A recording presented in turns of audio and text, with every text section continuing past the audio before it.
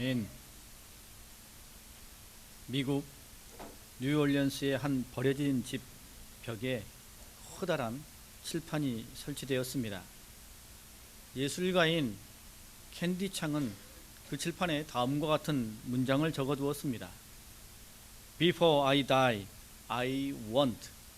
그리고 밑줄을 그어두었습니다. 말 그대로 죽기 전에 하고 싶은 것이 무엇인지를 묻는 프로젝트였습니다. 사람들은 그 빈칸에 자신들 가슴 속에 있는 이야기를 적기 시작했습니다. 소소하면서도 특별한 이야기들로 그 빈칸은 가득 채워졌습니다. 그곳에 채워진 글귀들을 보면 이렇습니다. 많은 사람들이 잠시라도 행복했으면 좋겠다. 삶을 즐기고 싶다. 어떻게 살아야 하는지 그것을 알고 싶다. 진정한 사랑을 해보고 싶다. 이런 등의 글을 적었습니다. 다들 비슷하면서도 또 다른 듯한 그런 내용들이지요. 사람들이 이와 같이 공통된 소망을 가지고 살아가고 있다는 것은 우리가 살아가는 현장을 그대로 보여주는 것일 것입니다. 그러면 여러분, 그리스도인인 우리는 생의 마지막 전에 무엇을 하기를 원하십니까? 이 질문을 우리에게 걸맞게 다시 바꾸어 보면 보다 더 근본적인 질문이 됩니다. 여러분은 무엇을 하던 중에 다시 주님을 만나기를 원하십니까? 여러분이 무엇을 하고 있을 때 주님의 함께 하심을 깨닫기를 원하십니까? 위대한 선지자 엘리사는 12겨리소를 앞세우고 밭을 갈다가 엘리야를 통해 하나님의 선지자로 기름 부음을 받았습니다. 선지자 아모스는 드고아의 목자였습니다. 목동의 일을 하다가 하나님을 만나고 그 부르심을 받아 선지자가 되었습니다. 우리 주님의 수제자 베드로는 어부로서 고기를 잡다가 주님을 만나고 제자로 부르심을 받았습니다. 모두가 다 어디에 있었습니까? 일상의 자리에 있다가 하나님을 만나고 주님의 부르심을 받았습니다. 주님이 우리를 찾아오시고 만나주시고 불러주시고 다시금 주님 앞에 서게 하시는 때는 우리가 정한 특정한 순간이 아니라는 것입니다. 우리는 그저 일생을 살아가는 것이고 주님께서 정하신 주님의 때에 우리를 만나주시고 우리를 부르시고 인도해 주시는 것이죠. 여러분, 우리가 처음 주님을 만나 구원을 받았을 그때, 혹은 우리 삶 가운데 주님의 은혜가 절실히 필요해서 강권적으로 우리를 역사하신 주님의 특별한 은혜를 만났던 그때 우리가 정한 순간입니까? 아니죠.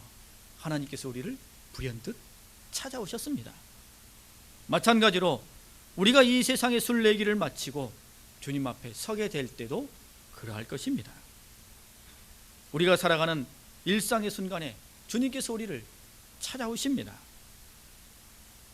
주님은 전지전능하신 분이시오 계시지 않는 곳이 없는 분이시기 때문에 우리 모두의 일상 순간순간 전체를 알고 계시고 함께 동행해 주십니다. 그런데 우리는 종종 이것을 잊어버리지요. 주님께서 나와 함께 하시고 나를 보시는 그 순간은 내가 가장 좋을 때, 조금은 자랑스러울 때, 주님께 뭔가 할 말이 있을 때였으면 하는 바람을 가지고 살아갑니다. 내가 못나 보이고 내가 좀 부족해 보이고 쓰러져 있고 나태할 때는 주님께서 눈 감고 귀 막고 계셔서 주님께서 몰랐으면 하는 마음이 우리 안에 있습니다. 내가 부족하고 연약해서 죄의 구덩이에 혹은 불순종의 자리에 내 자신이 몰려 있을 때는 그때는 주님께서 아마 모르실 거야 라고 스스로 생각하며 그냥 생각하지 아니하며 그 순간을 지나가려고 합니다.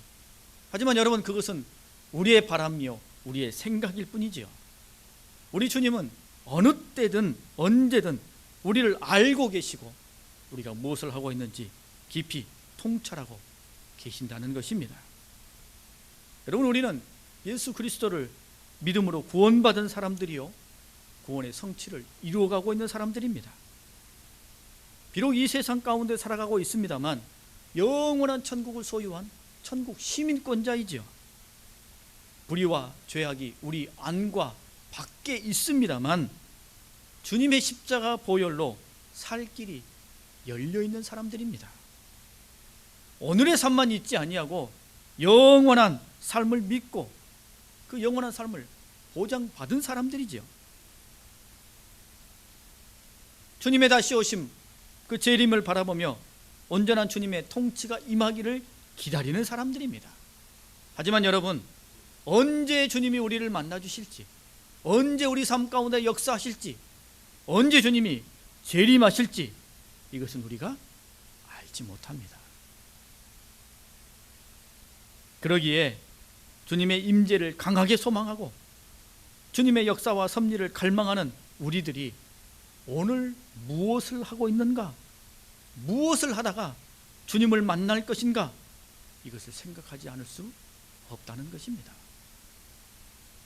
천국을 사모하여 주님의 재림을 고대하든 혹은 내 삶 가운데 절실한 문제와 소망이 있어서 주님의 권능을 바라보며 살아가고 주님의 강권적인 역사가 그 응답이 내 삶 가운데 있기를 원하든 어떤 주님의 임재와 만남이든 여러분, 내가 어떤 모습일 때 그 주님을 만나야 되겠습니까?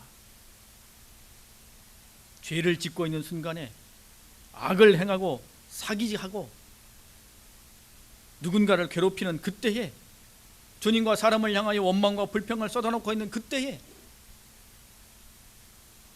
여러분, 우리가 주님의 임재의 순간을 정할 수 있습니까? 주님의 역사와 섭리의 때를 알 수 있습니까? 더더욱 주님의 재림의 때를 알 수 있습니까? 모릅니다.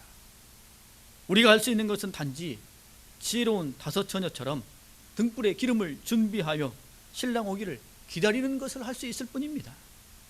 이것이 우리의 사명이요 기다리는 사람의 본분인 것이지요.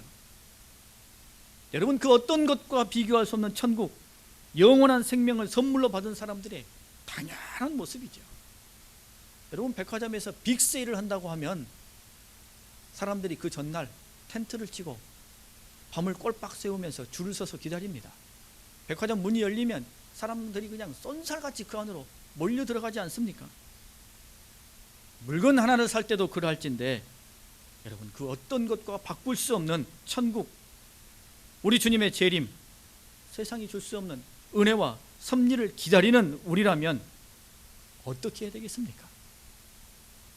어느 때든 내가 주님을 만날 수 있다는 것을 기억하며 슬기로운 다섯 처녀처럼 준비하는 삶을 살고 있어야 한다는 것입니다.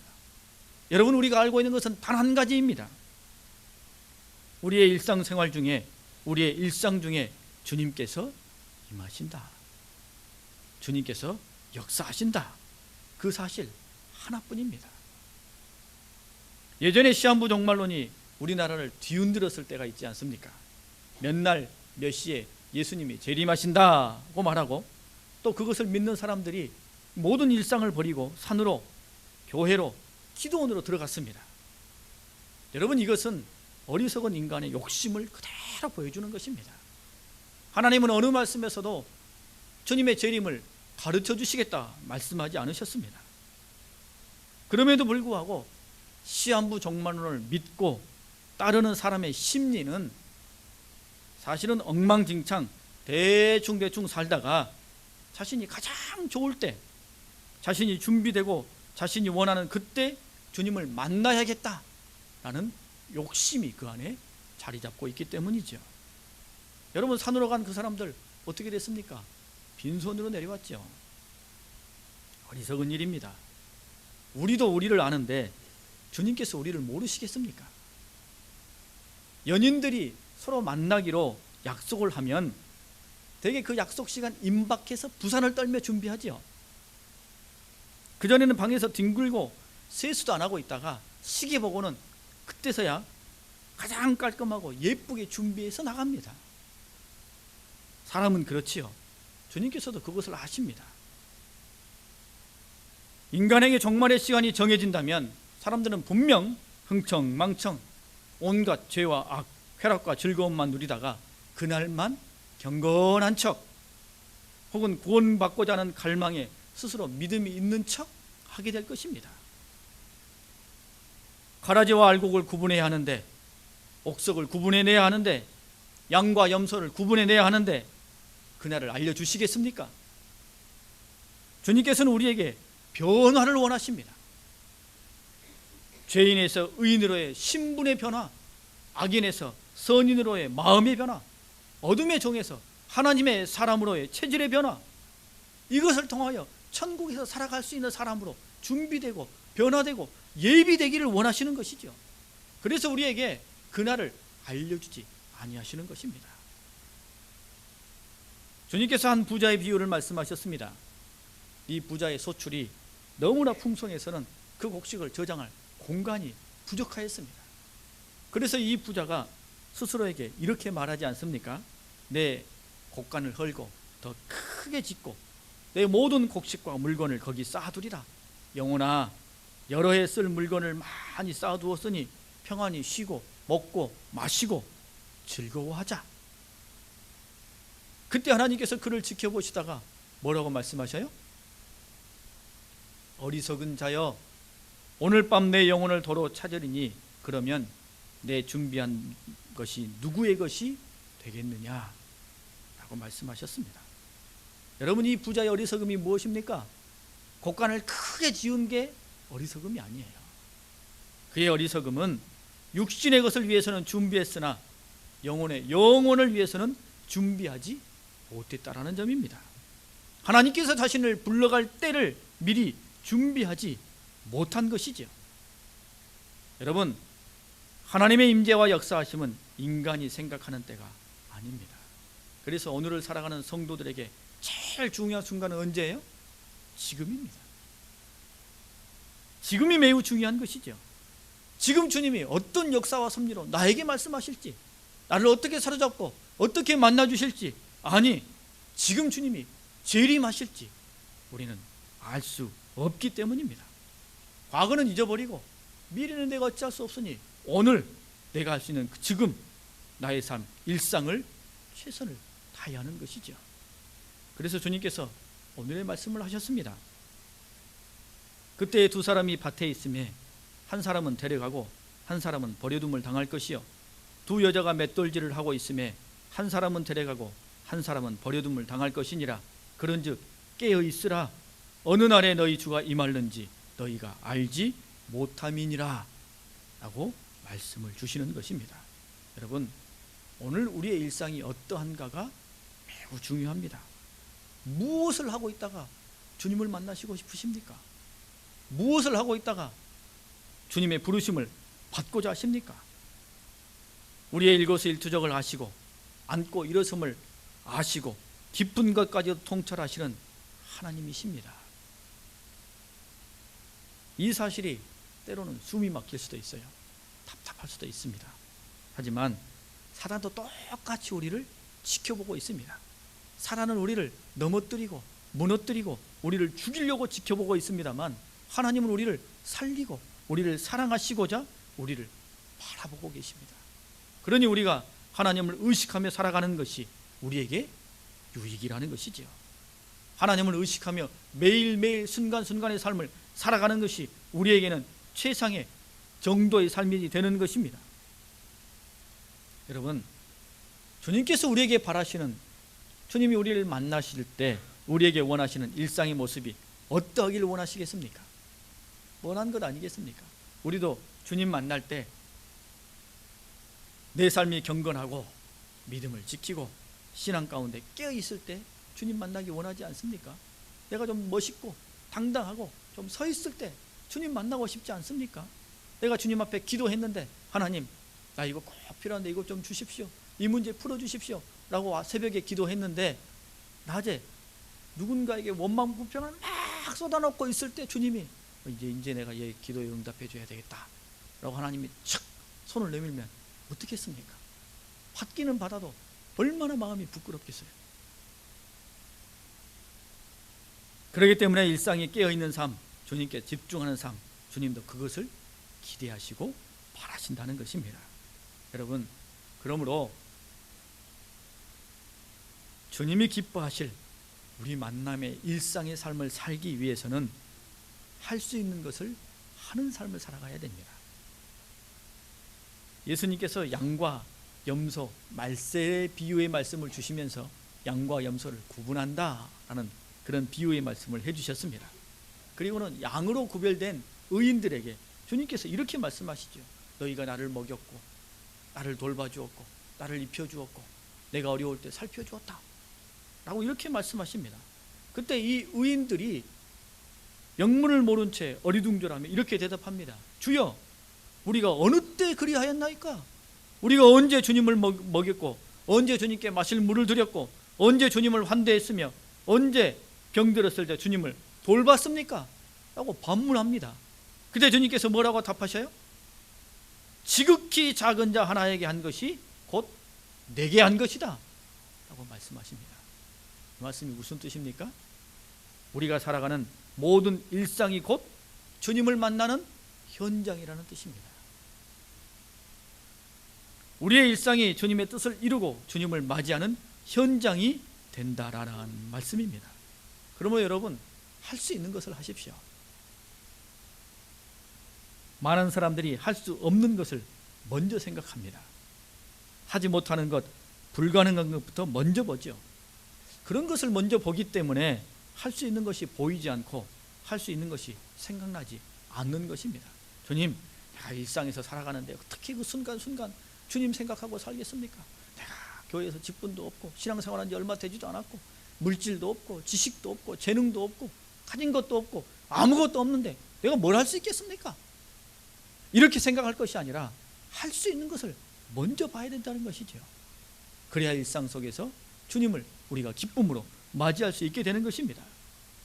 제갈량이 위나라 군대를 맞아 오장원두에서 최후의 일전을 치를 때입니다. 이 갑자기 돌풍이 쫙 몰아붙여서는 이 제갈량 군대의 깃발이 뚝하니 부러져서는 떨어지고 말았습니다. 천하의 제갈량도 이것을 매우 불길한 징조로 받아들이고는 싸움 전에 이미 마음에 낙담하고 말았어요. 그래서는 그 전장에서 중병을 얻고 제갈량이 다시 일어나지 못하게 됩니다. 전쟁에서 패하게 되죠. 이와 비슷한 일이 후대에 한 번 더 일어납니다. 청나라의 두 번째 왕 홍타시가 명나라와 최후의 일전을 벌이게 됩니다. 최후의 일전을 벌이는 아침에 아침 밥상을 봤는데, 아니 그 밥상에 상다리가 떡 부러져서는 음식물이 다 쏟아지고 말았습니다. 그때 이 홍타시가 무릎을 딱 치면서 이렇게 말을 했다는 겁니다. 됐다, 오늘 싸움은 이겼다. 오늘부터는 나무 소반에서 밥을 먹으라는 것이 아니라 명나라 궁중에서 쓰는 금소반에 밥을 먹으라는 뜻이다 라고 하고는 벌떡 일어나 의기충전하여 그 싸움에서 대승을 거뒀다고 합니다. 여러분, 부정적으로 보고 안 된다고 생각하면 할 수 있는 것이 아무것도 없는 법입니다. 안 된다고 생각하면 안 되는 것만 떠오르지요.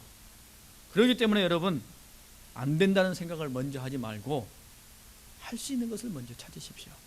주님은 우리에게 할 수 있는 것만 해도 충분하다고 생각하셔요. 우리가 할 수 없는 것을 주님이 우리에게 요구하시겠습니까? 부모가 자녀에게 못할 일을 떡하니 맡겨놓고 너 아무튼 죽든 살든 그거 꼭 해봐. 부모가 그렇게 합니까? 할 수 있을 만하니까 맡기는 거죠. 하나님도 우리에게 할 수 있는 것을 하기를 원하셔요. 그런데 우리가 할 수 없는 것 바라보면서 하나님, 난 이것 때문에 안 되고요, 저것 때문에 안 되겠고 이것은 못하겠습니다, 그러고만 있으니 하나님이 종종 답답하다는 거예요. 할 수 있는 것 하십시오. 그것만 하고 있어도 우리 일상에 주님을 언제 만나도 우리 마음속에 주님, 나 만나주셔서 감사합니다, 주님 나에게 이때 역사해 주셔서 감사합니다, 그런 마음을 갖게 되는 것이죠. 두 번째는 성도는 있어야 할 곳에 있어야 합니다. 그게 우리의 일상이 되어야 돼요. 있어야 할 곳에 있는 것이 우리 일상이 되어야 합니다. 언제 주님이 우리를 찾아오실지 모르기 때문이죠. 그리스도인은 자신이 있어야 할 곳에 있어야 합니다. 주님의 마음이 있는 곳, 주님의 뜻이 있는 곳, 주님이 함께 하시는 곳, 그곳에 우리의 몸과 마음이 함께 있어야 되는 것입니다. 여러분, 가장 대표적인 게 뭐예요? 예배입니다. 오늘 우리가 이렇게 모여서 하나님께 예배드리는 이 예배, 이 자리에 반드시 있어야 합니다. 예배드리는 때에 다른 장소에 가 있거나 혹은 몸은 여기 있지만 마음은 전혀 딴 곳에 지금 가 있거나 그러면 안 됩니다. 마태복음 18장 20절 말씀에 보면 주님께서 이렇게 말씀하셨어요. 두세 사람이 내 이름으로 모인 곳에는 나도 그들 중에 있느니라 라고 말씀하셨습니다. 두세 사람이 주님의 이름으로 모여서 주님 앞에 예배하는 곳에 주님께서 함께 하시겠다라고 약속하셨습니다. 주님을 만나는 장소가 어디라고요? 예배드리는 곳입니다. 예배 참석하지 않고 놀러 갔다가 혹은 자고 있다가 혹은 죄와 악을 행하고 있다가 주님께서 임하시면 어떻게 하시겠습니까? 주님께서 그때 너에게 은혜 주려고 나에게 은혜 주려고 오면 어떻게 하시겠어요?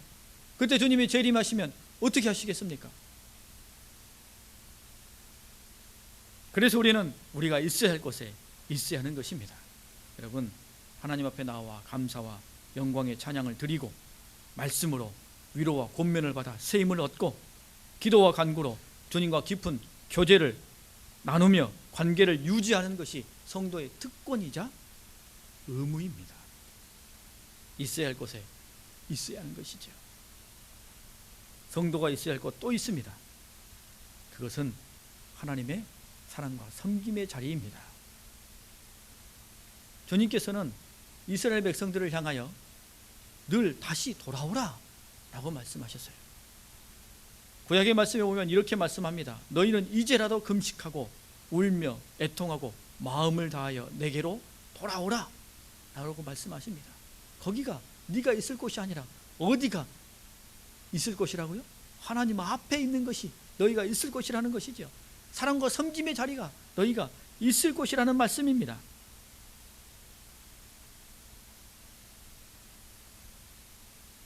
주님께서 그렇게 은혜와 사랑을 우리에게 베풀어 주시는 것이죠. 그 현장에 우리가 있어야 하는 것입니다. 얼마 전에 이 차량 블랙박스 영상을 TV에서 본 적이 있습니다. 그 영상 하나를 보면서 또 잔잔한 감동을 제가 받았습니다. 이 영상의 내용이 이랬습니다. 횡단보도에 초록불이 들어왔습니다. 차들이 다 정지선에 섰죠. 근데 이 횡단보도에 한 할머니가 수레를 끌고 가면서 폐지를 가득 싣고는 이 수레를 끌고 이 횡단보도를 건너가고 있습니다. 횡단보도를 다 건너갈 때쯤 됐는데 이 폐지가 그만 쏟아져 내렸어요. 그리고는 신호가 바뀌었습니다. 그러자 이 영상을 찍고 있던 차량 좌우에 있는 차에서 운전자들이 득달같이 달려 나와서는 너나 없이 그 할머니의 폐지를 다 주워주고는 수레에 얹어서는 수레를 안전하게 횡단보도까지 건너주더라는 것입니다. 여러분, 이게 아무것도 아닌 것 같습니다만 이게 사랑 아니겠습니까? 이게 우리가 있어야 할 자리 아니겠습니까? 더 큰 일이라면 머뭇거렸을지 모릅니다. 하지만 할 수 있는 일이니 우리는 그 자리에 있어야 되는 것이죠. 자신이 할 수 있는 것, 베풀 수 있는 사랑, 그 정도만 하면 되는 것입니다. 그 영상에 보니 못 본 척 그냥 지나가는 차도 있더라고요. 여러분은 지난 한 주간에 어느 자리에 계셨습니까? 있어야 할 곳에 있으셨습니까? 예배의 자리에, 경건의 자리에, 사랑과 섬김의 자리에 있으셨습니까? 그 순간 주님이 나를 찾아오셨습니까? 주님을 만나셨습니까? 여러분, 우리가 잊지 말아야 할 곳은 생각할 필요도 없습니다. 그건 뭐 알 필요 있겠습니까? 우리는 내가 어디에 있어야 할 것인가, 내가 무엇을 하고 있어야 할 것인가, 그것만 알아도 충분합니다. 거기에 집중하며 우리의 삶의 길을 걸어가야 될 것이죠. 여러분, 우리의 삶, 우리의 경건과 믿음이 한 번이 아니라 일회성이 아니라 일상이 되기 위해서는 부단한 노력이 필요합니다. 그래서 주님께서도 수많은 병자들을 고쳐주시고 그들 안에 있던 귀신을 내어 쫓아주시면서 마지막에 꼭 이와 같은 말씀을 붙이셨어요. 더 심한 것이 생기지 않도록 다시는 죄를 범하지 말라. 다시는 그 길로 돌아가지 말라는 것입니다. 이제는 하나님 앞에 나왔던 이 간절한 마음이 너희의 확증이 되고 너희의 일상이 되라 라고 주님께서 말씀하시는 것이죠. 여러분, 우리의 삶 어느 때이든 어떤 모양새든 주님께서 함께 하시고 보고 계십니다. 더욱이 주님의 강권적인 은혜와 역사하심, 사명과 섬김으로의 부르심, 혹은 주님의 재림의 만남이 우리 일상 가운데 일어나게 될 것입니다. 우리는 이것을 잊지 마시고 믿음을 지키며 깨어있는 심령으로 오늘 믿음의 길을 걸어가야 할 것입니다. 여러분, 항상 성도가 있어야 할 곳에 있으십시오. 예배의 자리, 사랑과 섬김의 자리에 있으십시오. 그리고 그것이 나에게 참으로 일상이 될 수 있도록 그런 믿음의 길을 경건의 훈련으로 이어갈 수 있기를 바랍니다. 그리고 이 한 주간 이 물음을 마음에 담고 잊지 마시기 바랍니다. 나는 무엇을 하다가 주님을 만나고 싶은가? 나는 무엇을 하다가 주님을 만나고 싶은가? 우리 다 함께 찬송가 458장 1절과 3절을 부르시고 함께 기도하겠습니다.